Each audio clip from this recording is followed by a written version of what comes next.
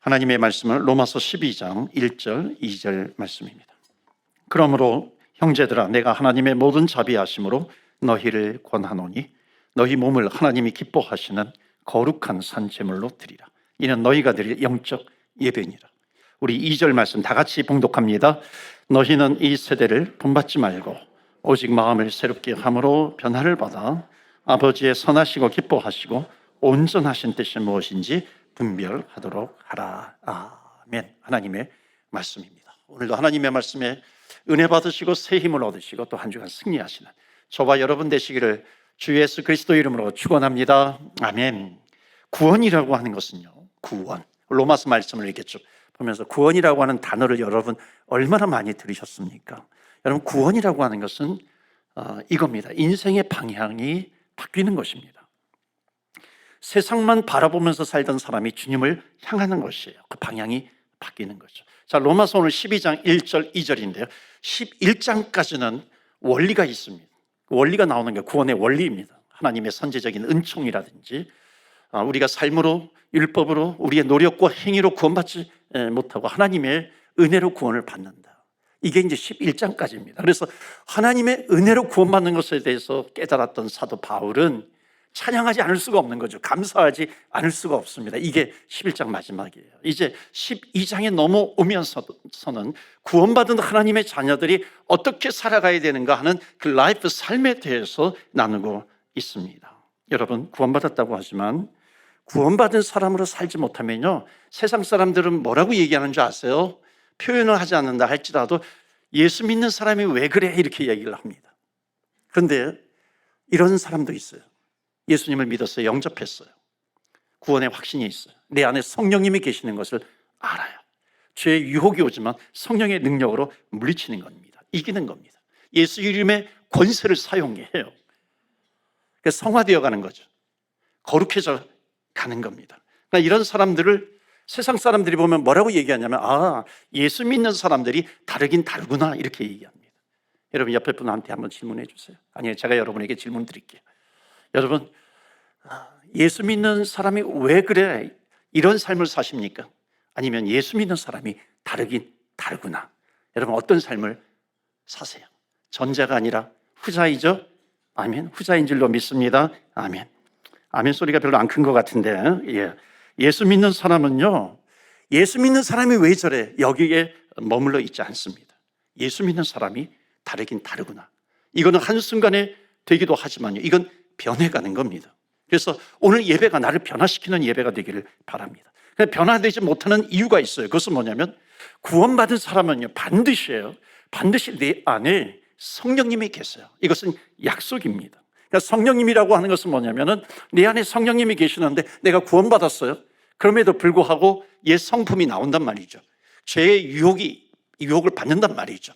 그런데 죄의 유혹이 올 때에 나는 이기지 못하지만 내 안에 성령님이 계시기 때문에 성령의 능력을 사용하는 겁니다. 그런데 왜 변화되지 않느냐면 이 성령의 능력을 사용하지 못하는 겁니다. 죄와 싸워 이기지 못하는 거죠. 그러니까 여러분, 예수 믿는다라고 하는 것은 뭐냐면 강력한 죄 가운데서 죄를 끊어내는 성령의 능력이 있다라고 하는 거예요. 이것이 구원입니다. 그러니까 구원이 왔기 때문에 내가 어떤 것도 나는 이기지 못하지만 성령님이 내 안에 계시기 때문에 어떤 것도 이길 수 있다는 겁니다. 그러니까 내 안에 성령님이 계시다라고 하는 것을 믿고 그것을 사용하는 것이죠. 그래야 우리는 변화의 발걸음을 옮길 수 있습니다. 그래서 변화되지 않는 이유 첫 번째는요, 성령의 능력을 사용하지 않는 겁니다. 안 돼요. 나는 안 돼. 그러나 성령님께서 하실 줄로 믿습니다. 아멘. 이것을 믿고 가는 거죠. 두 번째는 뭐냐면 왜 변화가 안 되는 줄 아세요? 죄의 소리에 잠깐만 있어요. 죄 안에 있어요. 그러니까 죄의 소리를 듣게 되면요, 성령님의 음성을 듣지 못하게 됩니다. 그러니까 성령님의 음성을 듣지 못하면 변화되지 않는다는 것이죠. 세 번째는 뭐냐면 왜 내 신앙생활이 변화되지 않는가? 어쩔 때는 계속해서 바닥을 치고 있는가? 여러분, 나는 구원받고 죄사함을 받은 하나님의 자녀가 되었어요. 너희 죄가 아무리 주홍 같을지라도 눈털같이 양털같이 휘어지리라. 눈같이 휘어지리라. 양털같이 휘어지리라 그랬거든요. 그런데 내가 구원의 확신은 있으면서도 또 내 안에 어떤 마음이 있냐면 나는 변화되지 않을 거야 라고 하는 또 하나의 확신이 나한테 있는 겁니다. 그러니까 어디에 빠지냐면 정죄감에 자꾸만 빠져요. 죄책감에 빠지는 겁니다. 여러분, 저도 죄책감이 있어요. 정죄감이 밀려올 때가 있습니다. 그러나 저는 말씀을 믿어요. 저는 말씀을 붙듭니다. 주 예수 그리스도의 이름이 있어요. 그 이름의 권세가 있습니다. 나는 완전하지 못하다 할지라도 나를 깨끗하게 하시고 용서해 주시는 하나님 아버지의 약속의 말씀이 있어요. 그러니까 나는 말씀 위에 서리라. 나는 결정하면서 나가는 거죠. 확정하며 확신하면서 나아가는 겁니다. 우리 주제자 성도 여러분, 말씀 위에 서시기를 주의 이름으로 축원합니다. 아멘. 성령의 능력으로 사시는 거예요. 자, 오늘 하나님께서 원하시는 것이 무엇인지 중요한 것 몇 가지를 좀 나누려고 합니다. 그래서 12장에 넘어가면 하나님이 원하시는 삶이 무엇인가? 첫 번째로 1절 말씀 보시겠어요? 1절 말씀 보시면, 그러므로 형제들아, 다 같이 읽어요. 시작. 그러므로 형제들아, 내가 하나님의 모든 자비하심으로 너희를 권하노니 산 제물로 드리라. 영적 예배니라. 아멘. 하나님께서 구원받은 하나님의 자녀들에게 갖고 계시는 그 소원이 있어요. 그것이 뭐냐면 오늘 말씀 속에서 가장 중요한 단어가 무엇인가요? 그것은 산 제물입니다. 산 제물이 되라. 그러니까 죽은 제물이 아니에요. 산 제물이 되라는 겁니다. 여러분, 구약 시대에 제물의 특징이 있습니다. 제물의 특징 두 가지가 있는데, 하나는 뭐냐면 흠이 없어야 돼요. 또 하나는 뭔지 아십니까? 따라와야 하는 거예요. 따라와 줘야 제물이죠. 비둘기를 제물로 드리는데 파닥파닥 날개치면서 따라오지 않아요. 제물이 될 수가 없는 거죠. 여러분, 산 제물로 드리라. 여기 아주 중요한 의미가 있습니다. 그러니까 구원받은 우리에게 하나님께서 가장 원하시는 것이 있어요. 이것은 헌신보다도 중요합니다. 여러분, 구약시대 때 사람으로서 제물의 자리에까지 올라간 사람이 있습니다. 누구냐면 이삭이에요. 이게 이삭의 제물의 자리로 갔을 때 하나님께서 어린 양으로 바꾸어 주시죠. 예수님을 상징하는 겁니다. 여러분, 이삭이 제물의 자리에까지 올라갈 때 가장 중요한 것이 무엇입니까? 그것은 바로 순종이라고 하는 겁니다. 그러니까 예수 믿고 구원받은 사람들에게 하나님께서 하나님이 생명처럼 귀하게 여기시는 것이 있어요. 그것은 뭐냐면 순종입니다. 말씀을 따라가는 순종이에요. 그렇기 때문에 순종이 생명이다라고 하는 겁니다. 자, 오늘 메시지, 첫 번째 메시지 다 같이 읽겠습니다. 시작.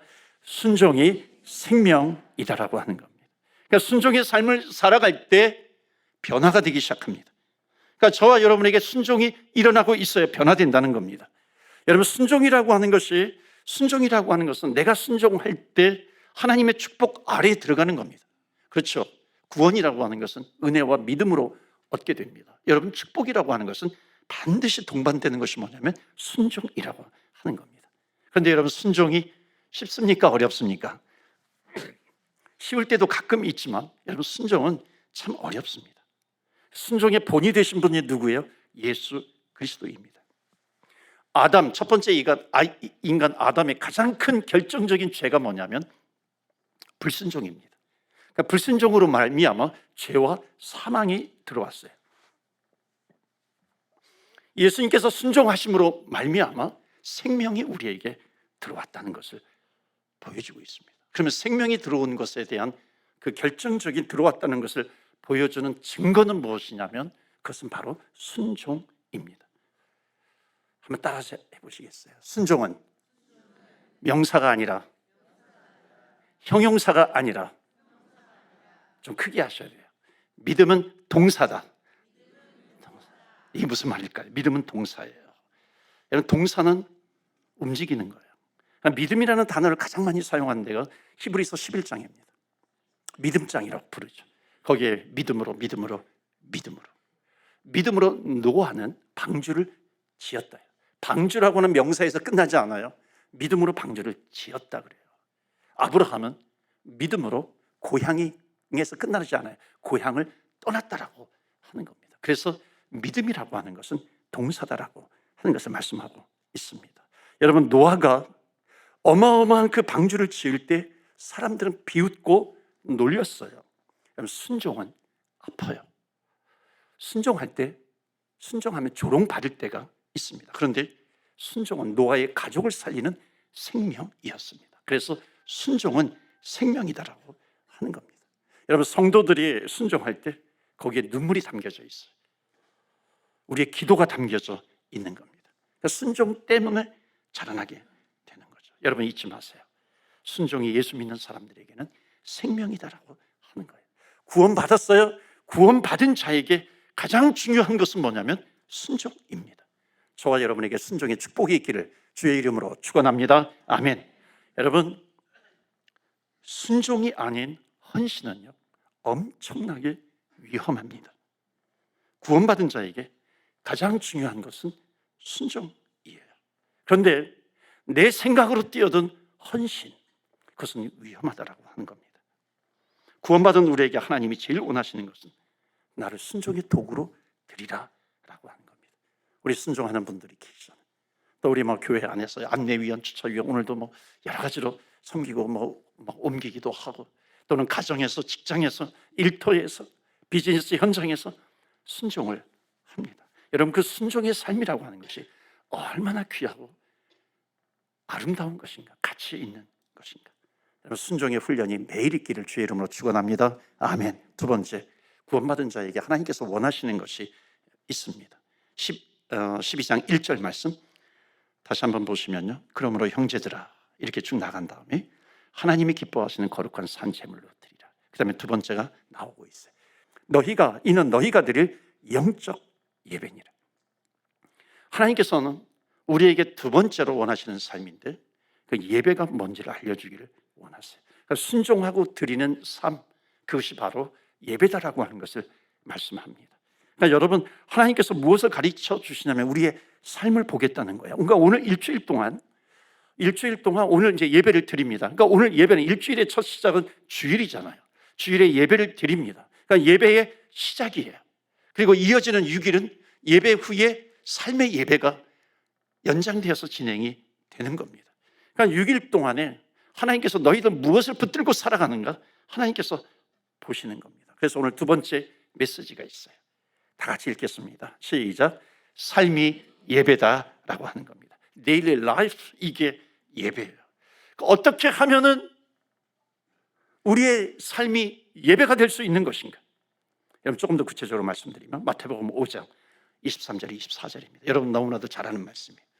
그러므로 예물을 제단에 드리다가 거기서 내 형제에게 원망 드릴 만한 일이 있는 것이 생각나거든.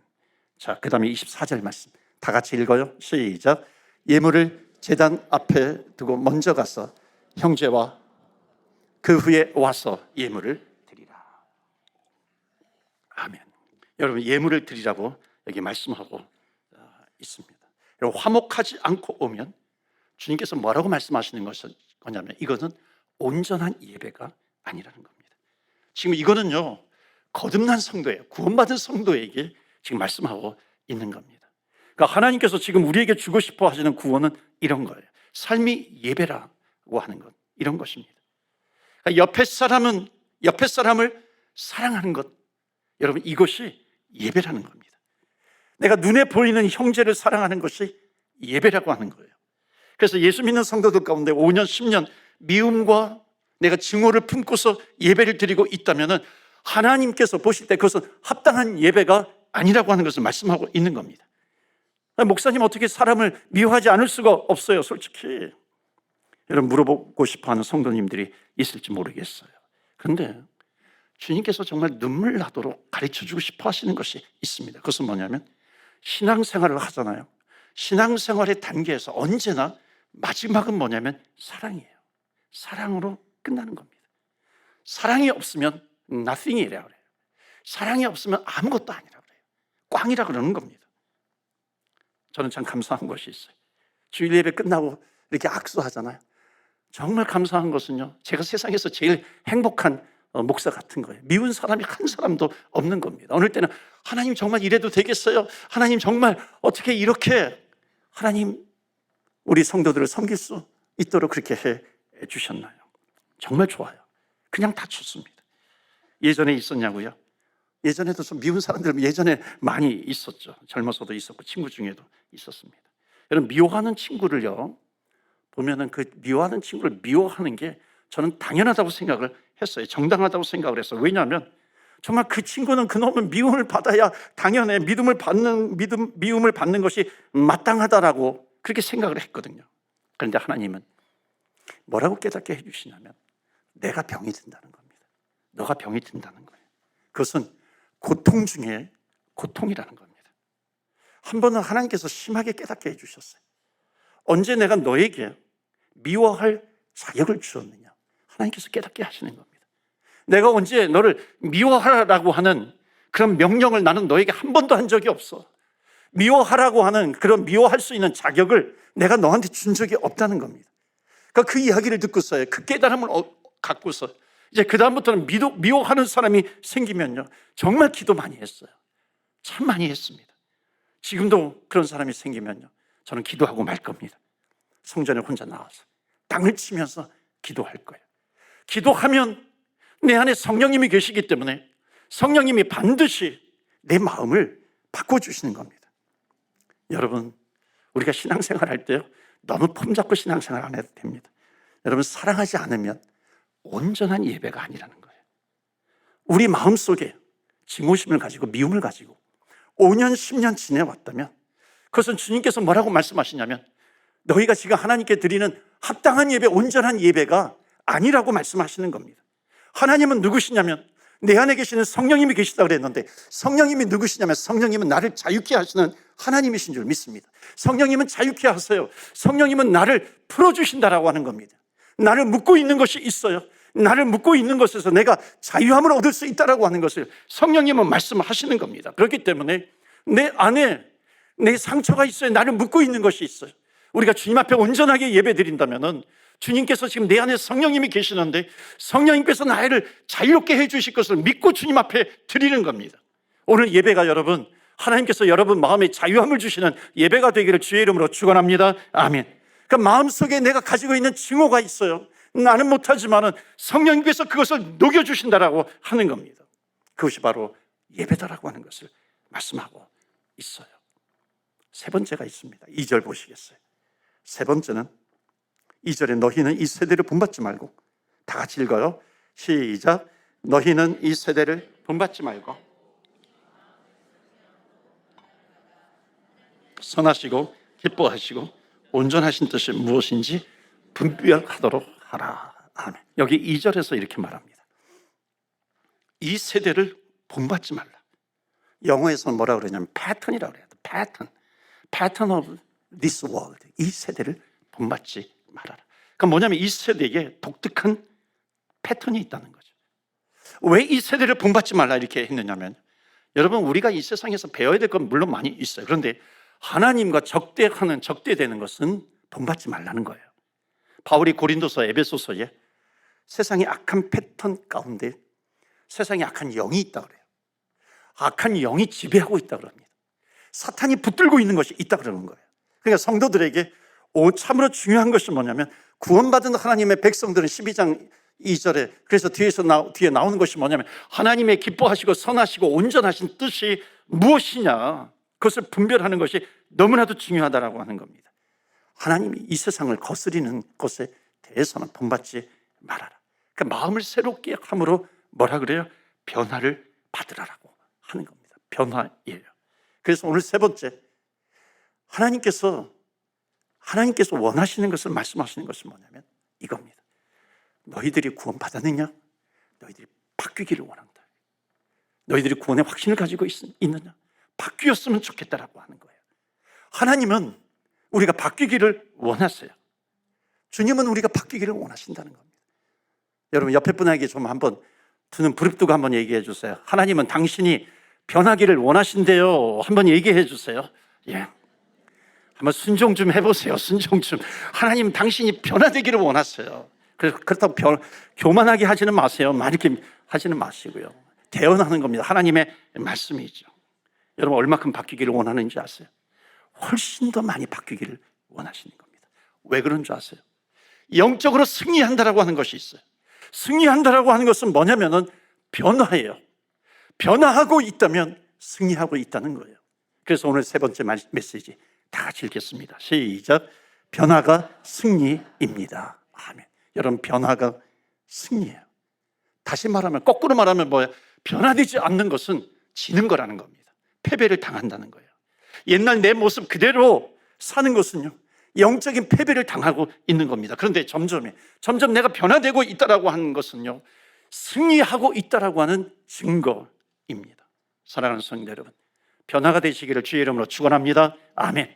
가정에서 변화되세요. 좋은 남편으로 변화되세요. 좋은 아내로 변화되시기를 바랍니다. 오늘 특별히 또 어린이 주일인데 여러분, 좋은 아버지로, 아빠로, 좋은 아내, 좋은 어머니로 변화되시기를 바랍니다. 여러분, 저는 아이들 이렇게 교육을 할 때 항상 이렇게 아내하고 같이 이렇게 나누는 것이 있었어요. 쉐어링. 우리는 편애하지 말자. 절대로 아이들을 편애하지 말자. 그런데 한 번은 제가 편애했어요. 나도 몰랐는데 기도하는데 이렇게 깨달음을 주시는 거예요. 그 편애 때문에 마음 아파하는 그 자식의 모습이 이렇게 확 클로즈업 되는 겁니다. 그냥 클로즈업 돼가지고 나타나는 거예요. 아, 그 아이가 참 마음이 많이 아프겠구나. 그래서 우리 다 같이 모였어요. 자녀들 다 같이 모여서 그때 정말 내가 편애했구나. 진심으로 아이들에게 용서를 구했어요. 여러분, 제가 정말 많이 바뀐 것 같아요. 정말 많이 바뀌었어요. 여러분, 패배라고 하는 것은요, 변화되지 않는 거예요. 그런데 여러분, 승리는 뭔지 아세요? 변화가 되는 겁니다. 변화되는 저와 여러분 되시기를 주의 이름으로 축복합니다. 아멘. 여러분, 저는 청년기, 청소년기 지나면서 참 이렇게 방황한 적이 있었어요. 많지는 않았지만. 여러분, 고등학교 3학년, 한국 사람으로, 한국 문화에서 고등학교 3학년이 얼마나 중요합니까? 그 기간에 방황한 적이 있었어요. 그런데 지나면서는 잘 방황을 안 하려고 합니다. 왜냐하면 승리가 무엇인지 하나님께서 가르쳐 주신 거예요. 변화입니다. 근데 요즘은 또 아내가요, 저에게 뭐라고 얘기하냐면, 당신 정말 말이 많아지는 것 같아. 이렇게 얘기한 잔소리가 좀 심해졌다고 얘기하죠. 저랑 가장 가까이 있는 사람이 그렇게 얘기하니까 저는 아닌 것 같은데 맞는 것도 같기도 합니다. 말이 많아진. 또 부목사님들에게도 또 말이 많아진 것 같아요. 제가 이렇게 가만히 이렇게 돌이켜 보면은요. 그런데 여러분, 그것도 저는 변화될 거예요.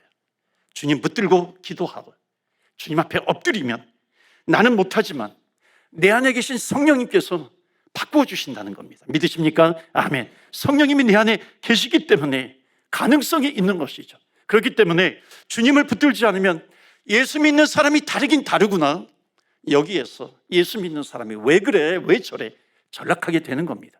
목사가 왜 그래, 추락하게 되는 거죠. 그렇게 유명한 목사님도 하루아침에 스캔들로 무너지게 되지, 넘어지게 되잖아요. 여러분, 우리는 죄에 대해서는요, 더욱 강해져야 합니다. 나에게는 강한 것이 없어요. 그런데 내 안에 죄에 대해서 강하신 성령님이 내 안에 계시다라고 하는 겁니다. 그렇기 때문에 우리는 하나님을 의지해야 돼요. 성령님을 의지해야 한다는 것입니다. 한 가지만 더 말씀드리고 마칩니다. 여러분, 상처가 있어요. 상처는 참 오래 갑니다. 아파요. 상처는 영향을 줍니다. 나에게도 영향을 주고 다른 사람에게도 영향을 줍니다. 다른 사람에게 영향을 주는 것은 이 아픔을 주는 거잖아요. 근데 상처를 붙들고 있으면 해결하지 못한다라고 하는 것은 다른 말로 하면, 오늘 본문의 말씀으로 한다면 패배를 당하는 거예요. 왜냐하면 해결받을 수 있는, 회복될 수 있는 길이 있는데 그 길을 가지 않는 거죠. 다윗은 상처를 참 많이 받았어요. 어렸을 때부터 차별이 있었고요. 사울을 위기에서 구해줬음에도 불구하고 자기를 죽이겠다 그래요. 들로산으로 쫓아다닙니다. 어찌 보면 패배 아니겠어요? 여러분, 한나라고 하는 여인이 있습니다. 아기가 없어서 서러움을 많이 당합니다. 여러분, 욥이라고 하는 사람이 있어요. 하루아침에 재산을 잃어버려요. 생명을, 자녀들을 또 잃어버리게 됩니다. 친구들이 와가지고 너 뭔가 죄졌지 낙심합니다. 여러분, 얼마나 큰 상처예요. 그런데 이들의 공통점이 있어요. 그것은 뭐냐면 성령님께서, 그들 속에 있는 성령님께서 그들을 터치하셨다는 거예요. 하나님께서 그들을 만져주셨다는 겁니다. 그러니까 자기는 못하지만 하나님은 회복시켜 주세요. 여러분, 다시는 한나의 얼굴에 수색이 없다 그랬어요.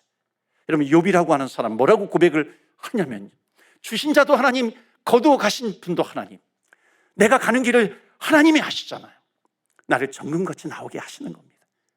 여러분, 다윗은 그 인생의 가장 깊은 상처 속에서, 고독 속에서, 외로움 속에서 그 인생의 고백이 나옵니다. 그것이 뭐냐면 시편 23편이 여호와는 나의 목자시니 내게 부족함이 없도다.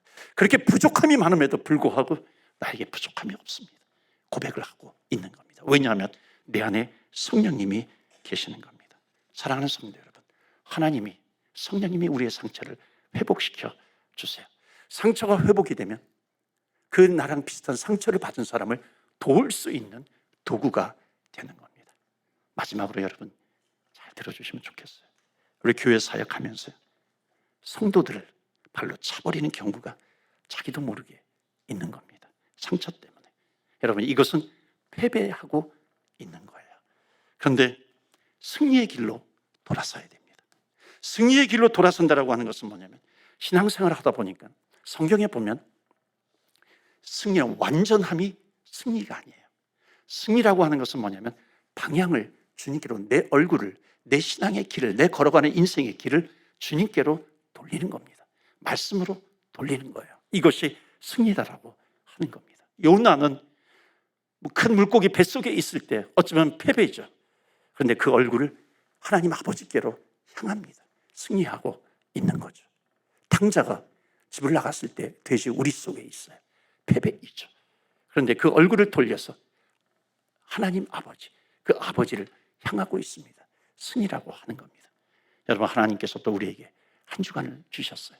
구원받은 저와 여러분, 구원의 확신이 있다면 이제 주님께서 우리에게 원하시는 것은 뭐냐면 변화되어라 라고 하는 겁니다. 순종으로 변화되시고 변화로 승리하시는 저와 여러분 다 되시기를 주 예수 그리스도 이름으로 축원합니다. 아멘. 기도할 때 우리가 찬양한 것처럼 하나님 못하실 일이 없으시다 그랬어요. 믿으십니까? 내 안에 성령님이 계세요. 성령님은 어떤 죄보다도, 어떤 내가 순종하지 못하는 것, 내가 미워하는 것, 사랑하지 못하는 것, 여러분 이것도 이길 수 있게 해 주신다라고 하는 겁니다. 이 시간에 우리 기도합니다. 하나님, 성령의 능력을 주옵소서. 미워하는 사람을 제가 품고 살았습니다. 하나님, 자유함을 허락하여 주옵소서. 성령의 능력으로 미움과 증오가 다 떠나가게 하여 주시옵소서. 우리 자라나는 자녀들 하나님 나라의 리더가 되게 하여 주옵소서. 우리 다 같이 합심해서 기도하겠습니다.